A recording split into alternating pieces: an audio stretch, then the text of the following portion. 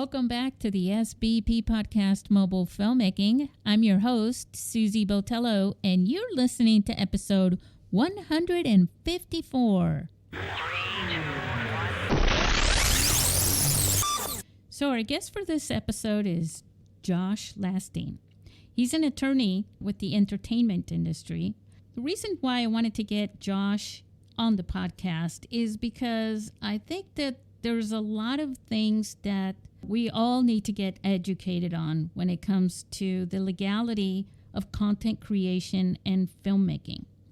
I brought Josh here to explain a few things about filmmaking, things that I think you're going to find as a great resource to you. We're also going to touch on a few topics like AI, copyrights, music licensing, fan films, and things like that you'd expect, of course. But it helps to have someone like Josh explain them to all of us in a simple way so that we can understand things better, because protecting ourselves while we're creating content is very important for the success of what we create. You put a lot of work in when you're making your films, and one of the worst things that can happen is that you get through making them and then find out that you can't distribute them because you didn't take care of the legal parts. And by the way, he makes the conversation fun, so don't think this is going to be boring one bit. All right, so let's go and talk to Josh.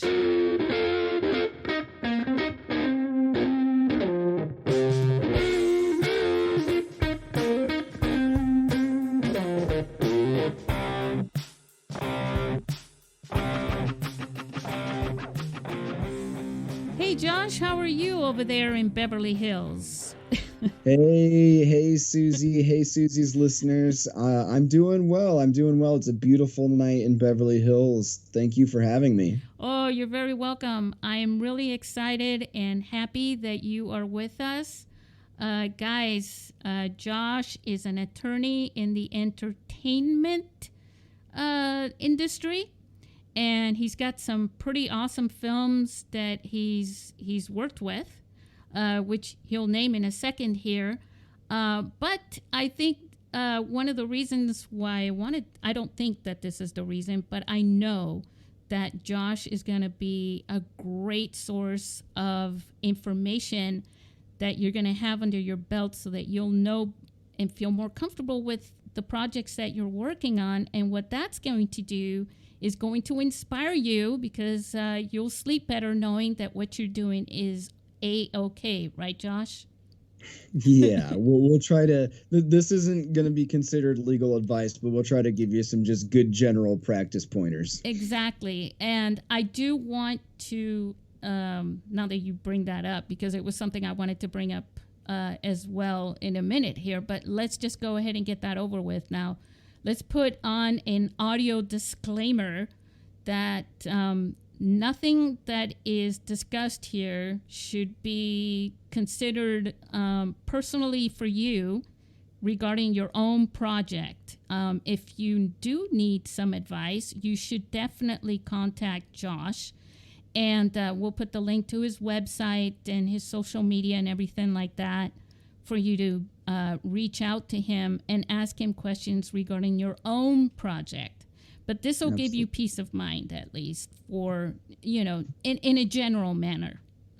It will be entertaining nonetheless. Oh, definitely. But that's your industry. But that's our industry. Yeah, of that's course. Right. Josh, why don't you share with us a little bit about your background and what brought you into this crazy field of law, especially today, because there's so much going on in your field. Yeah. So I have a very kind of common Hollywood story. I'm not from Hollywood. I didn't know anybody in the industry. I'm from a small town in the middle of nowhere, Iowa. Town of like 300 people. But like growing up my entire life, I knew I wanted to be involved in filmmaking. I watching the movies growing up as a kid, seeing the behind the scenes, seeing how filmmakers were just so creative and innovative in terms of how they took, the most random things and turned them into prop pieces and set pieces, and just the sheer creativity of the film industry was always such a big draw to me. Fast forward a little bit later on into my career, I knew that law was something that I wanted to practice. I'd always had an analytical mind. I'd always been very argumentative. I always had an acclimate towards business. But somewhere down the road, I really got the idea of marrying these two interests and wanting to focus, on being a business and legal affairs executive for the entertainment industry, for films and television. So, I saw really this opportunity to kind of bridge the gap between creatives, actors, writers, directors, producers, content creators, UCG, et cetera, and take their creative energy and my acclimate for business and law and kind of help guide them towards creating cool projects, right? That's always been kind of my ultimate goal. And so I moved out to LA in 2011. I got my first job in the accounting department of American Idol, doing music licensing, so paying for the rights to use songs for the show American Idol, going back to your good advice for filmmaking, right? You have to have the right to use songs that are owned by other people if you're going to include them in your film. And it's no different for a show like American Idol. We go back and we audit the show. I sat there with a stopwatch, right, and watched the show, and we would time out how much of a song is played, how much of a song is sung, and then we had to make sure that the checks, to the publishers and to the recording labels matched with those syncs. So that was my very first job in entertainment. It worked for a bunch of cool places. After that, I worked for Lionsgate, Discovery Studios. I worked for Marvel Studios, Marvel Entertainment for a beat.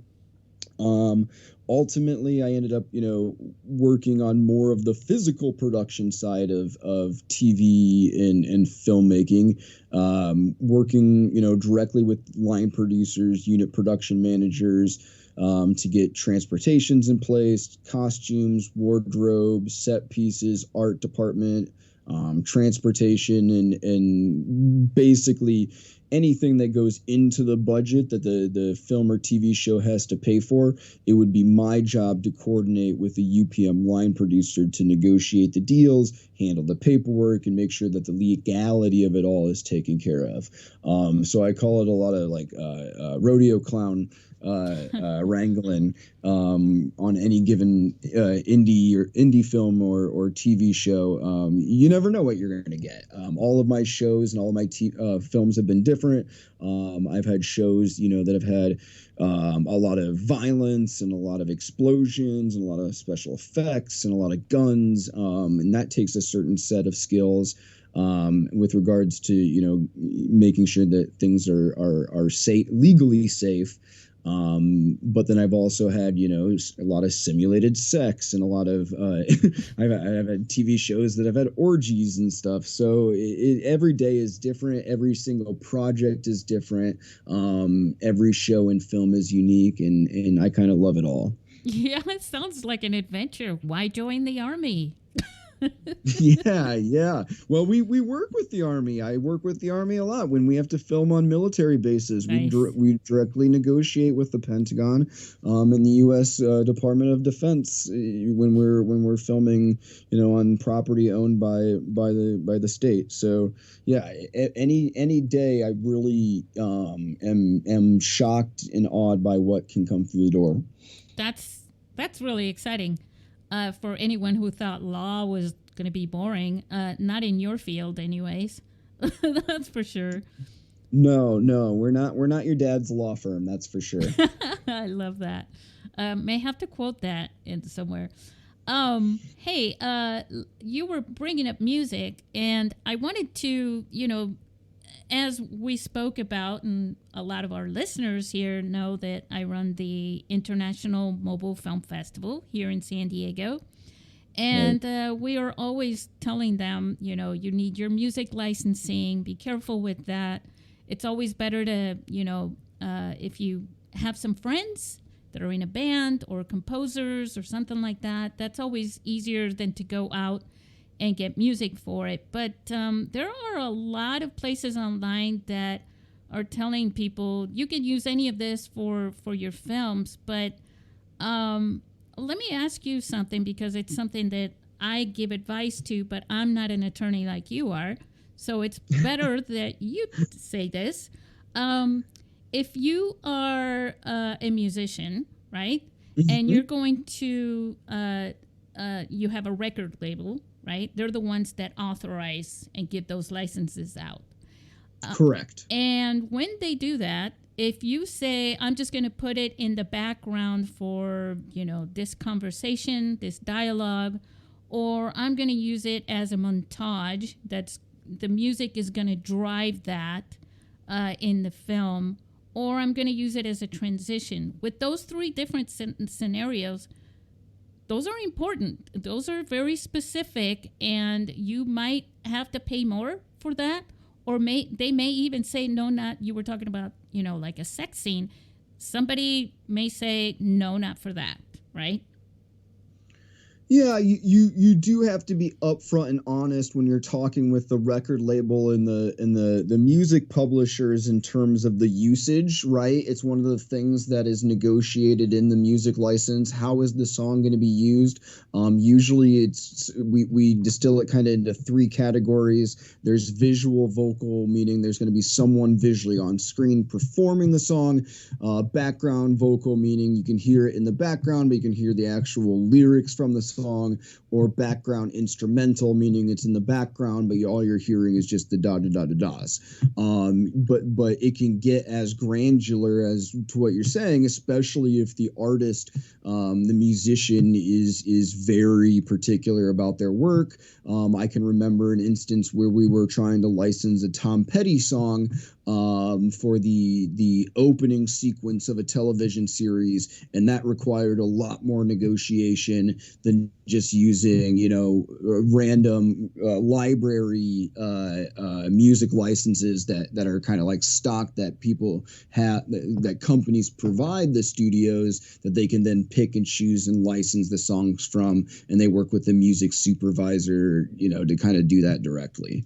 It's a different level of negotiation. I'm always shocked and surprised when I hear awesome music in film and TV, because I just know how difficult it is to secure, you know, a license on something like an AC/DC or a Queen song. Oh my gosh, yes. I would imagine so. Or even something, you know, really, there's just so many more opportunities to give, if you're an indie filmmaker, to give an indie artist that exposure, you know, and it's absolutely, it's just, I personally believe that that's something. And just to let everyone know that you can also work with indie composers and musicians as well, right? Not just the filmmakers. Of course. And you can work with celebrities, and you can work with the actors. I mean, we talk to everybody in our community here, so. No, you know, it's really interesting at Lastine Entertainment Law. Our clients are not just one particular type of creative. We represent actors, we represent writers, directors, producers in the traditional film and television world. But we also represent people who are doing new media, doing user-generated content, doing YouTube and TikTok and OnlyFans. We represent musicians. We represent news correspondents and pundits and comedians. So, you know, really, we kind of say anyone who's got a creative itch that wants to make cool stuff, we're there to help support the arts. That's awesome. And that's what that's why I already like you so much, Josh, because you can help so many of the people, the content creators who a lot of them fall into that field. Also, filmmakers don't like to be called content creators, so we won't do that. Okay, It's an easy catch-all. It, It's hard to stay away from because it's an easy catch-all. It is, and some of them get very offended, and others just say it themselves. They consider themselves content creators. So it's kind of, we're going through an evolution in this industry, aren't we? We are. We're really at a precipice, in this industry, yeah, but kind of in industry in general, Yeah. in the whole full forefront of labor versus capital. We're really finding what the place of humans are going to be in the world where AI, can do so much. And what a great segue to talk about AI. Yeah. At least, so. In this podcast, so we have this panel discussion. The last couple episodes that we had, we couldn't stop talking about AI. Oh no! And it was like, and I tried to sway, let's go talk about this now, and they just kept falling into AI. Of course. So let's talk about that. Actually, hold on, and let's talk about something else first. Okay. And then we'll talk about AI. So hang on, guys. Stay tuned. Hold on. So I wanted to talk a little bit about the differences in copyrights that are out there that can get very confusing. Creative Commons, all rights reserved, things like that. When you see those notices as a content creator, whether you're a filmmaker or not, no matter who you are, what do those things mean in normal 12-year-old language? Normal 12-year-old language. Goodness. Well, copyright protection isn't something that you need to file with the government or register for. You can, and there are extra protections that you're afforded when you do file a copyright with the government. But copyright protection begins the moment you put pen to paper, the moment that you take an original piece of art from your mind and express it in a tangible medium. Maybe that's a little bit older than a 7-year-old, but when you fix something creative in reality, under American copyright, under American common law, you have a copyright protection. And whether or not you keep that to yourself or you publish it online, it doesn't really matter because you're still the owner of that artistic expression. Now, to get the full range of benefits under the law, do you want to file for federal copyright protection? Sure, but I think it's a common misconception. People don't realize that you have copyright protection over your work the moment that you create it. Which is fantastic. One of the other reasons to love our country, right? Yeah.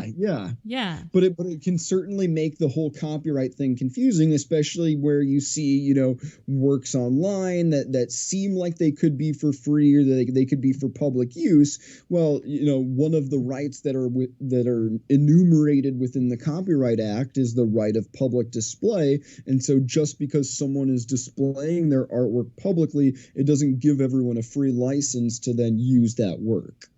See, and this is how this ties into AI. Now that we've talked about this. So now let's talk about AI. See, guys, I didn't make you wait forever. So regarding AI for filmmakers and artists, content creators, writers, actors, all those things that are happening right now, obviously there is a benefit with automation and so forth. And I mean, without getting too deep and philosophical, people by now know my take on this, where I'm just very protective over the human artists. Yeah. But what is your take on, because this is a fluid thing right now. It's so new. We're just getting there, right? We're definitely walking a razor's edge. On the one hand, it is outstanding to me and awe-inspiring to me the way that AI can democratize the creative arts. You can now, from the comfort of your home, work on a video, edit it in your own house, have clips and sequencing and dialogue, and generate AI and background music, and that kind of creative freedom just didn't exist when I was a kid, right? We, sitting with a pad and paper, coming up with ideas for projects. The amount of access that even with your film festival, being able to take your mobile phone out now and to create a film that's better than what was produced for 99% of filmmaking before. That kind of technology is awe-inspiring, but on the one hand, but then on the other, like you said, that it could very much displace a lot of people. It could place a lot of people out of work, and it could kind of, how do you say, over time lessen the value of artistic expression. Yeah, and here, this is my issue with it, is that the ingenuity and the creativity of progression in this industry, which art is an industry, guys, it can be taken away because AI won't do that. That's a human thing, a human brain thing. Where we're coming up with our own solutions through our own personal experiences and our career experiences, and through other people's experiences that we witness outside of the online world. AI really is only taking the information that's online, right? And using that. Yeah, AI can't create anything new that doesn't already exist in our current world. Which is, kind of exciting to the idea that you think that humanity has always been able to overcome and come up with the next new idea. Mm-hmm. So I am eager to see what the human creative expression can become in a post-AI world, if we're thinking about it through an optimistic lens. But the way that I like to kind of explain it is, if it took 5 writers before to screw in a light bulb, But now it only takes 1 writer in AI to screw in a light bulb. That's 4 writers out of work. So there's a lot to be cautious of as it relates to replacing and displacing actual workers, and specifically entry-level workers, those who are kind of going through the motions and going through the practice of becoming a writer, a director, a producer, an entertainment lawyer, even. A lot of those first years, especially in Hollywood, is being made through the struggle, right? Mm-hmm. I started out at the CA mailroom. Someday, CA might have a mailroom full of robots, and they won't need assistance in the agent training program, but that's not what the mailroom is for, right? The mailroom is to teach you the ins and outs of the entertainment industry, and to kind of and it's very private. It's very private. It's not like something that you go and find a tutorial for just about, even though you can for just about everything. It's not the same thing as having an experienced, seasoned mentor. Yes. And my fear and concern is that with AI, that's going to be harder and harder to find those people, because the knowledge is going to be contained, with those, and they're not going to be as freely given to entry level. Right, because it's like my last episode, the title of it really is, are we mentoring AI? Yeah.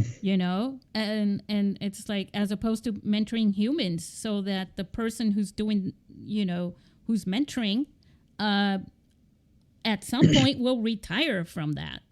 And when they go away, what's left, right, over time? It's funny because the way that they train AI is very much how humans are trained.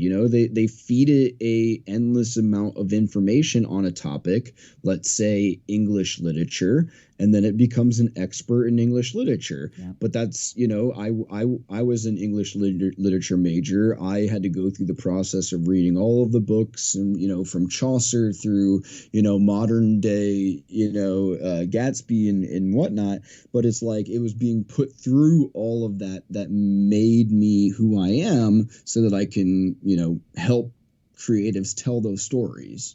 I've been on film sets when I've had people say, while I was studying, film and things like that. And I've had someone, I remember this one guy who worked on Little House on the Prairie. He was older.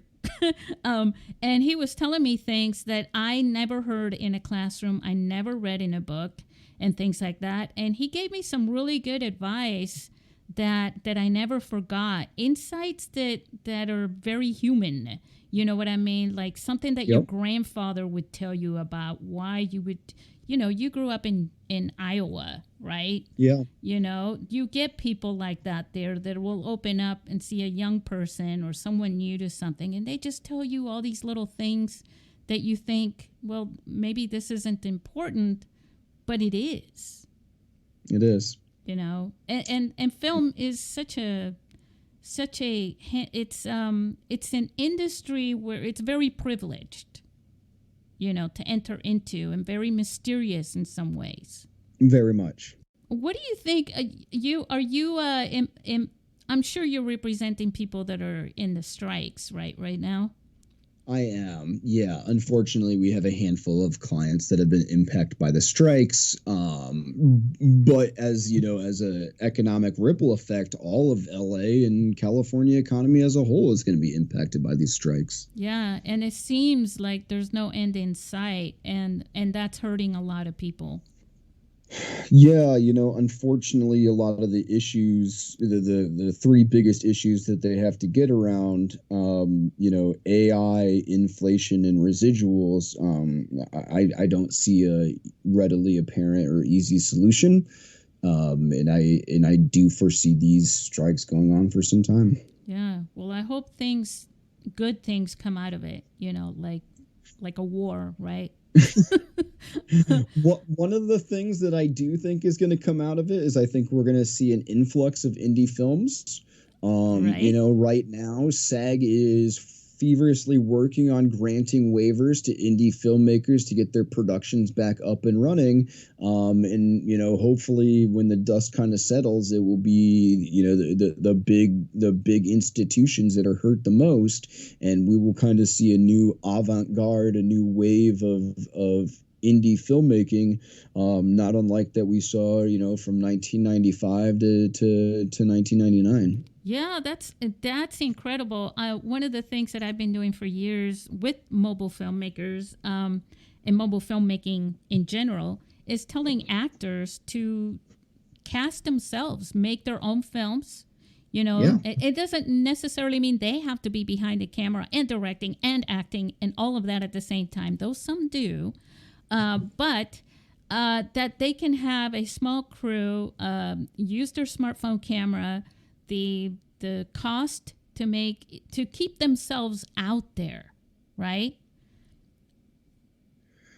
I would say that most of the actors that I work with in my circles are becoming keenly aware that being a career actor is not paying all of the bills, and that to be a well-rounded entertainment industry professional, they're getting behind the camera, they're getting behind the writing pad or the keyboard, they're writing, they're directing, they're putting projects together, they're packaging things. So yeah, I highly encourage everyone to pick up the phone, if you will, pick up the camera phone and just play around and record certain aspects of their life. I myself, I'm going through the process of creating TikTok reels for the law firm and to create viral video marketing and stuff, and it's just the world we live in 2023. Well, at least you can dance, right? Yeah, sure. Something I can't do, guys. So another thing that I wanted to just kind of go over with you here is brands, right? Brands in your films. We were talking about that a little bit, but one of the things, we have a category called cosplay categories.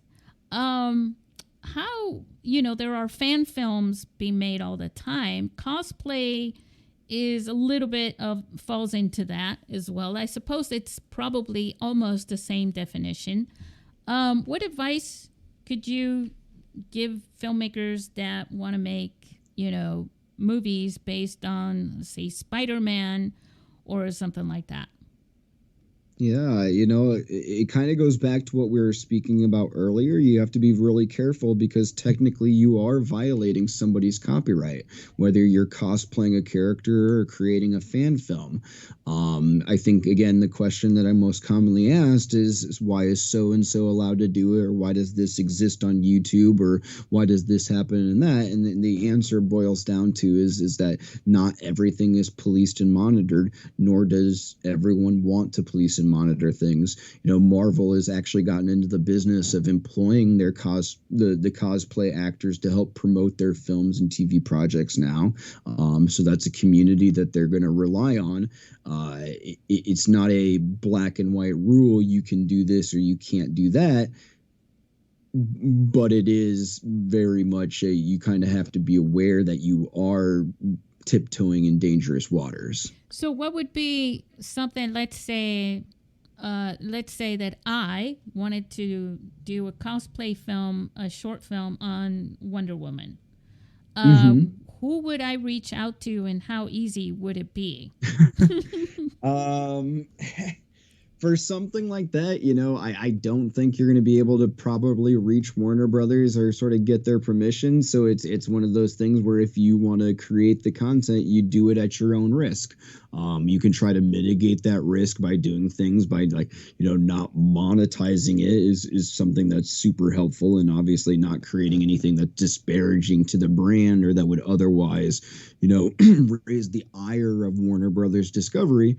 But you really don't have any, sort of, how do I say, defenses if they were to want to bring a claim. So you have to proceed with extreme caution. So what I would advise people for our film festival is to actually create your own cosplay characters as opposed to copying the ones that are out there. Yeah, create your own characters, which is more interesting in my opinion. We always want to see these gender swapped and race swapped heroes that have been around for so many years. In my opinion, I want to see new characters. I want to see new heroes. Yeah. Yeah, and there are indie comic books out there. I happen to know a few of them. And I can tell you they're a lot easier to get a hold of than Warner Brothers. If you wanted to do some cosplay with their characters, that's a creative way to do it, and to get some help in the storytelling part as well. Yeah. Now, do I think as a matter of practicality, Disney's going to start going after cosplayers? No, probably not. But there has been instances where Disney has done things like denied a father from putting a Spider-Man image on his son's tombstone. That was a case that happened, relatively recently. I've had a number of clients make Star Wars fan films. They've had the takedown notices sent to them by Disney for putting them on YouTube. And so, it's again, something you proceed with caution on. Yeah, definitely. Oh my gosh. Hey, let's talk a little bit about, I guess this also touches back on AI. Okay, now I'm doing it. Sorry about that. This is something that just came out that I read about today. Okay. This is Zoom. So if you're a content creator or a filmmaker or whatever, a lot of people, I'm going to get myself out of this, but I am going to say I don't like Zoom per se. I just never really liked them too much because when they first came out, Josh, you remember, right? In 2020, they weren't ready for the explosion of people that wanted to use them. And they got into trouble about privacy issues. And then they sort of mellowed out. They okay, we're not gonna, we got some people, we hired people to help us with this. We're not gonna use, I think there was like problems with their software where it wasn't private, even though they were supposed to be. There was something going on. Now they're back in the news because they just came out with new terms, and they want to use AI to train their AI, because everybody wants to use AI now, using the content of private conversations, basically. Oh, wow. So, what, technically everything. I read these things. I just got on Threads when they came out. But I literally read all 600 of those stupid pages and found out, actually I'm already on Instagram. They already got me. It's basically the same thing. But, a lot of people don't read these things. And then when they read them, it's very confusing. Yeah. What are some terms in some of these things that you see that may help people decipher these things a little better? Well, I don't know that you're ever going to be able to really decipher them so much as we need to figure out some kind of way to curtail or nip these, sort of things in the bud.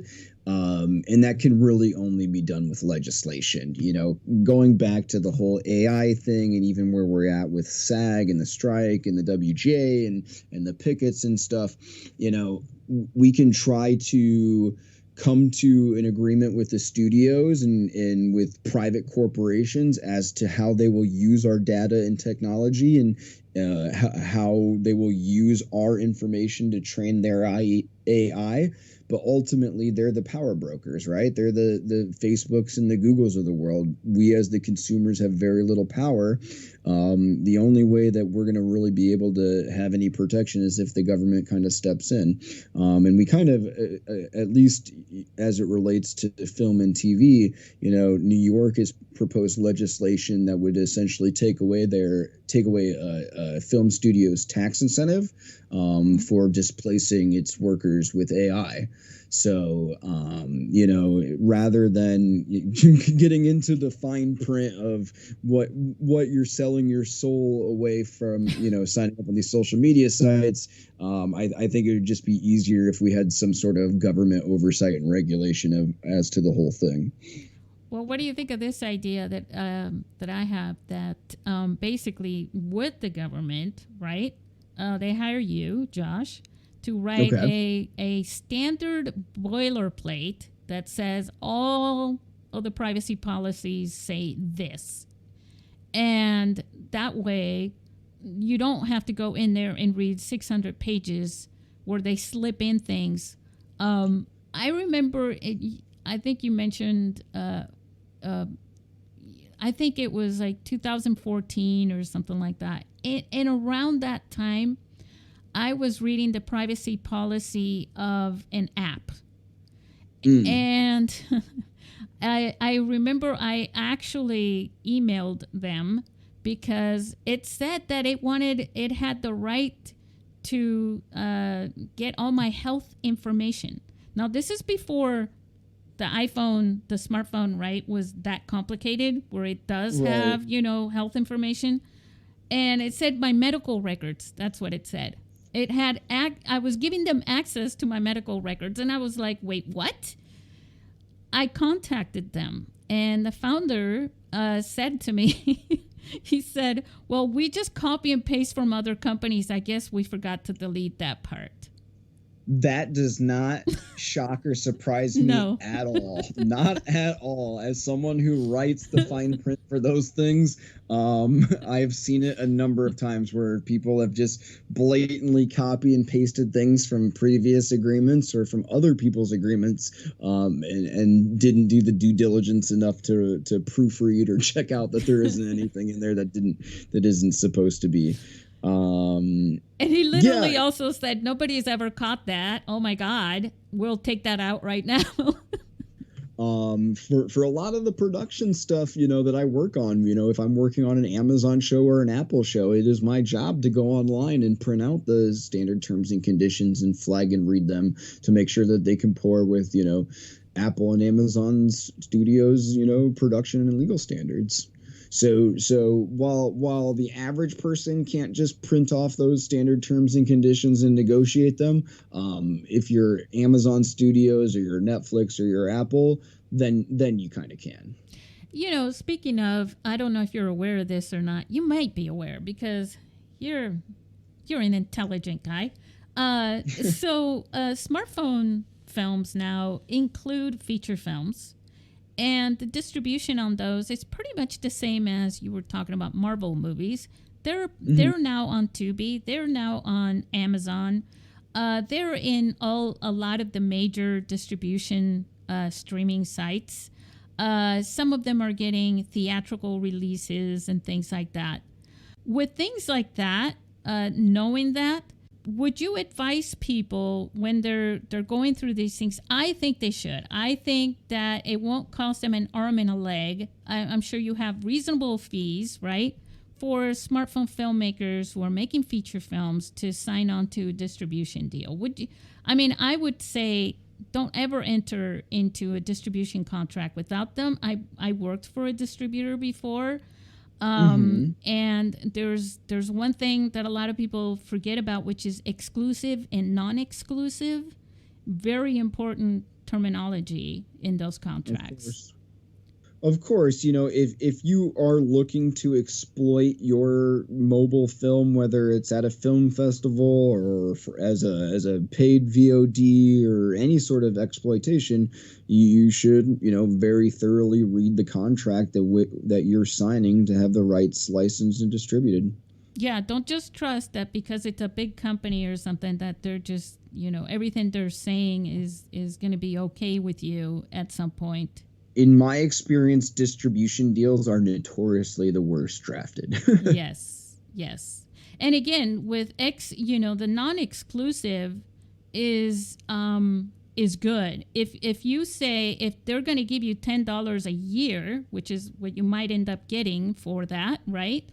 And it says that they have exclusive rights, you can't go and get another $10 from another streamer for that film. Yeah, I mean, every deal is different, right? Obviously, if you have something that's a hot commodity, Amazon or Apple is going to want to make it an exclusive deal, right? Because they'll pay more for it to have that exclusivity. But talking as the general, hey, I'm going to shoot this thing on my phone, you want to get it in front of as many different paywalls, as behind as many paywalls as possible, so that people can buy your product. Yeah, especially when people have 20 subscriptions now. Okay. What else can we talk about? Let's talk a little bit about your law firm. What are some of the services that you provide? Yeah, so if you're a filmmaker, we work in all aspects of the filmmaking process, from the development ideation phase, whether that's, acquiring rights to particular projects, hiring writers and getting the screenplay in shape, putting the angel investor and finance agreements together, the getting the casting and cast attached, those initial stages in development. We help the paperwork and advise and oversee that all. When your project is fully funded and you go to greenlight, we're there to help you set up your boots on the ground locations, where you'll be filming out of, getting your transportations in place, getting your set pieces, getting your actors to work, getting your permits. If you're filming in any particular city, we'll help final credit review. We'll do the music licensing for your film, and we'll negotiate the distribution deal. On the flip side of that, if you are a piece of talent, whether that's an actor or a news host or a writer being engaged by a producer, someone who's being paid to be a creative piece of talent, we'll help negotiate your paperwork and make sure that you're not being taken advantage of, and that everything is in line within your paperwork and that you're going to be paid on time. Do you also provide like agent services for celebrities and things? So we say that we don't ever replace an agent or a manager. You know, we can certainly give advice like an agent or a manager, but we don't procure work the way that an agent or manager would. We don't go door to door and help people find jobs. Right. That's probably helpful to you. So you're not like a headhunter for. Well, we're not a headhunter, but we can advise a very, you know, I have lots of filmmakers that come in with projects all the time, and as a you know, business and legal affairs expert, I can tell you, well, this film will never be made because of X, Y, and Z reasons, or you should change this thing or that thing so that, you know, it's easier to secure financing. We do have a lot of insight into the overall filmmaking process and how to make it a path of least resistance. We're just not a headhunter the way that an agent is. I'm always surprised at, I mean, I've worked for some independent, very low budget films that have, during the casting calls, they get some pretty, you know, interesting actors that you've seen in some Hollywood films, regulars and TV shows and things like that. And a lot of people don't think they have a way to do that. I would just say, you know, make sure that you have a great story to tell, because once you put out that casting call, especially in anywhere, you know, even North San Diego, you're going to get some Hollywood actors that will line up for the part, right? Yeah, and always think about how can you entice actors to come on board a project in a way that, you know, isn't just their acting services. Can you put them behind the camera and help them get a first-time directing position? Can you have them help write a little bit of piece and give them a writing credit? What can you do to entice an actor to come on board as a producer and help get your project made if it's, you know, someone that is a big enough fish and has a little clout in the industry? Yeah, I actually worked with Kevin Dobson, and he was giving the director advice, who was a first-time director. It was his baby film, but he was giving him advice. And one of the reasons why, you know, the production manager, who was she's still a great friend of mine, was telling me, well, you know, actors know that if the film doesn't go well, that, you know, it may never make it, so they're wasting their time. Yeah. You know, so. Yeah. All right. Well, how can people reach you? I know that we're going to have links to your website and social media and all that there. And it's LastineEntertainmentLaw.com for your website, which also Correct. has all your credentials and social media links and things like that. But just for something simple, what is your Instagram? Yeah, if you're trying to find us on Instagram, we're real easy. It's just at Lastine Law. And we're working on getting our TikTok up as well. Awesome. Can't wait to see you dancing. I don't know if you'll see that, but we'll have some cool content, that's for sure. That's great. All right. Any last words? Not like you're gonna die or anything, but say goodbye to our listeners, Josh. Thank you, Susie. Thank you, audience, for having me. It was a real pleasure.